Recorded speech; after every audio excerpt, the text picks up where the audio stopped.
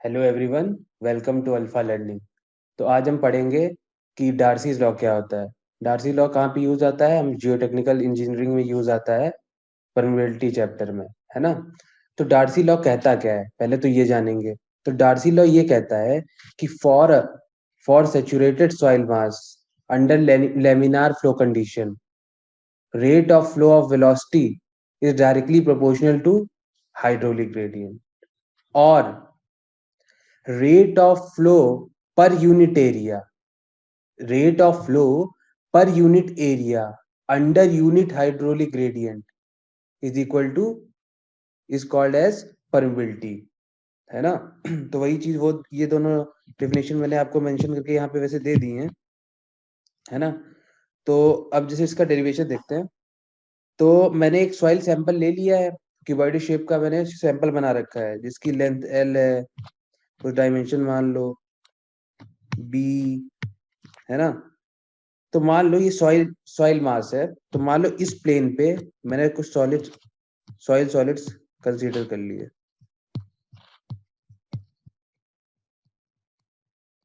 है ना। और यहाँ पे कलर चेंज, और जो हमारे सॉइल के सॉलिड्स हैं, उसके थ्रू जो उसके इंटरकनेक्टिंग वॉइड्स हैं, उसके थ्रू पानी हमारा सेक्शन 1 से पॉइंट 1 से पॉइंट 2 तक फ्लो करता हुआ जा रहा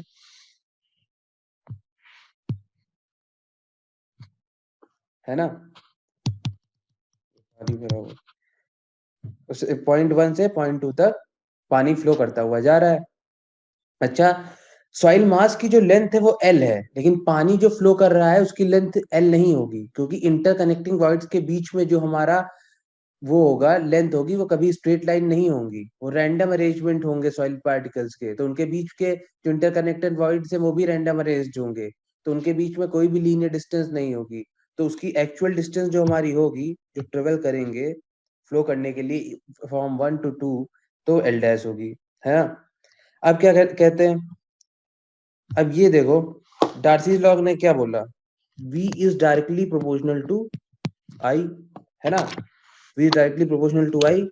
तो I क्या होता है? हाइड्रोलिक ग्रेडियंट, यानी कि इसको कैसे डिफाइन कर लेते हैं? हाइड्रोलिक हेड लॉस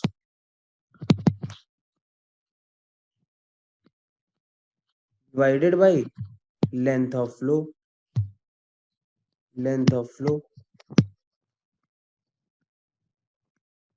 है ना। हाइड्रोलिक हेड लॉस क्या होता है? तो देखो, पहले जानते हैं हाइड्रोलिक हेड क्या होता है। तो हाइड्रोलिक हेड किसी भी पॉइंट पे समेशन होता है डायटम हेड का प्लस पीजोमेट्रिक हेड का या प्रेशर हेड का। Hydraulic head is a summation of diatom head plus पीजोमेट्रिक head और प्रेशर हेड। अच्छा, तो किसी भी पॉइंट पे अगर हमें प्रेशर हेड पता करना है तो क्या करेंगे? तो हमें पता है कि हम आर्टिफिशियली पीजोमेट्रिक ट्यूब लगा देंगे, और उससे हम लोग उस पॉइंट के, जैसे 1 पे पता करना है तो उस पॉइंट पे हम चेक कर लेंगे कि वाटर लेवल कितना है। तो इससे हमें पता चल जाएगा कि हमारा यहाँ पे हाइड्रोलिक हेड कितना है, कितना है, H1 है ना। अच्छा, पॉइंट 2 पे जब हमने पीजोमीटर लगाया, यहाँ पे हमने चेक किया, यहाँ पे हाइड्रोलिक हेड प्रेशर हेड मतलब कितना है, यहाँ पे पॉइंट 1 पे प्रेशर हेड है H1, पॉइंट 2 पे प्रेशर हेड है H2। और हाइड्रोलिक हेड क्या होता है? Hydraulic head is a summation of datum head plus पीजोमेट्रिक head और प्रेशर हेड। अच्छा, जो ये वाटर टेबल लेवल की जो हेड और टेल है, वाटर टेबल लेवल, इनको जो कनेक्ट करने वाली लाइन, जो ये लाइन मैंने आपको बना के दिखा रखी है, ये कौन सी लाइन है? इसे हम बोलते हैं hydraulic gradient line, hydraulic gradient, है ना। जब सॉइल्स के पार्टिकल, ये हमारा जो इंटरकनेक्टिंग वॉइड से फ्लो करेगा, जब सॉइल्स का पार्टिकल इन इंटरकनेक्टिंग वॉइड्स के थ्रू फ्लो करेगा पॉइंट 1 से पॉइंट 2 तक, तो उसमें एक चीज, एक फिनोमिना होगा। वो किसके थ्रू फ्लो करेगा? वो अपनी एनर्जी को खर्च करके फ्लो करेगा। एनर्जी को हमने यहाँ पे किस टर्म में लिखा है? एनर्जी को हमने यहाँ पे हेड के टर्म्स में लिखा हुआ है ना?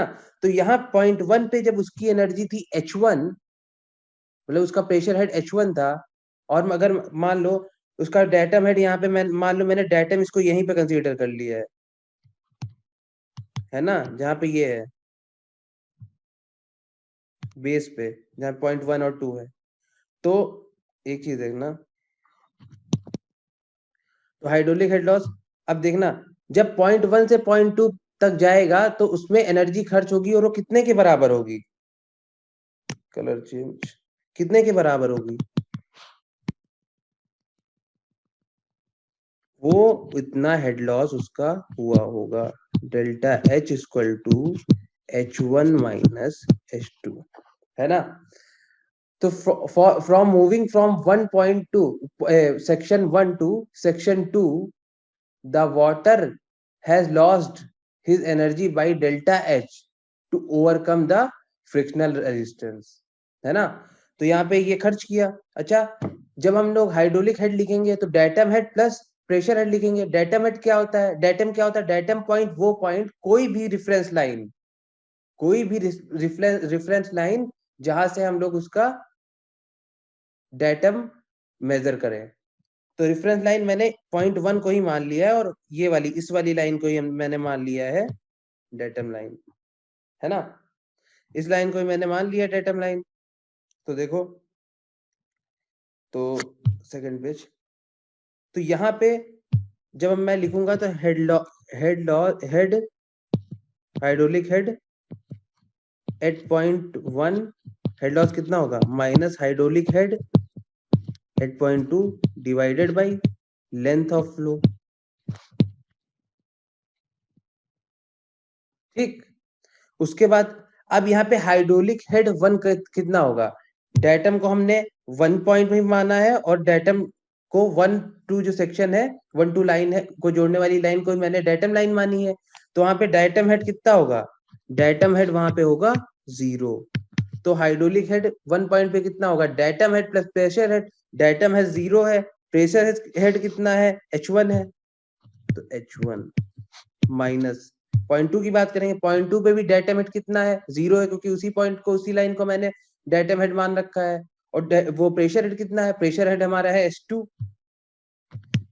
0 plus H2 divided by length of flow. Length of flow कितना है? L dash. तो जो हमारा H1 minus H2 divided by L dash, delta L H upon L dash, है ना? तो एक चीज देखना, आई हमारा आ गया, आई आ गया delta H upon L dash. हम ये यहाँ पे एज्यूम कर लेते हैं कि L डैश बराबर है L के, सॉइल मास के लेंथ के बराबर है। क्यों? क्योंकि अगर हमें इम्पॉसिबल है मीजर करना कि L डैश डिस्टेंस, क्योंकि वो डिस्टेंस कौन सी है? Distance between interconnecting voids from at section 1 1 to section 2। तो यहाँ पे मेजर करना डिफिकल्ट है, इम्पॉसिबल है। तो हम एजम्पशन ले लेते हैं कि L dash is nearly equal to L। तो आई हमारा क्या हो जाएगा फिर?